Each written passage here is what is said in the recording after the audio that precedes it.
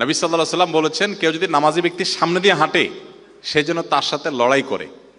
এখানে লড়াই করা মানে তাকে যেন থামায়। এই জন্য সুন্নাহ হলো, আপনি নামাজ পড়ছেন আর কেউ সামনে দিয়ে যাচ্ছে, আপনি তাকে হাত দিয়ে ইশারা দেন থামান। যদি তারপরও না থামে তাহলে নামাজে ঠিক রেখে আপনি উত্তম মধ্যম দিতে পারেন। এখানে উত্তম মধ্যম দিতে গিয়ে আপনি আবার খেলে সেটার দায় দায়িত্ব আপনার। আমি একবার মদিনাতে মসজিদে নববীতে এই দৃশ্যটা চোখের সামনে দেখার সুযোগ আমার হয়েছে জীবনে। হাদিস পড়েছি বইয়ে বহুত, কিন্তু এটার আমল অ্যাপ্লিকেশন কখনো দেখি নেই। তো ওখানে আমি দেখেছি এক অ্যারাবিয়ান ভদ্রলোক নামাজ পড়ছে রিয়াদুল জান্নাতে মদিনাতে। তখন রিয়াদুল জান্নাহ ওপেন ছিল সবার জন্য। তো রিয়াদুল জান্নাতে অনেক ভিড় থাকে, কেউ কোনো দিক খেয়াল করে না। তো এক লোক তার সামনে দিয়ে যেতে নিয়েছে, উনি নামাজে দাঁড়ানো অবস্থাতে এভাবে হাত দিয়ে প্রথমে বাধা দিয়েছেন। লোকটা কেয়ার করে নাই, আবারও যাওয়া নিছে, লোকটা আবার বাধা দিয়েছেন।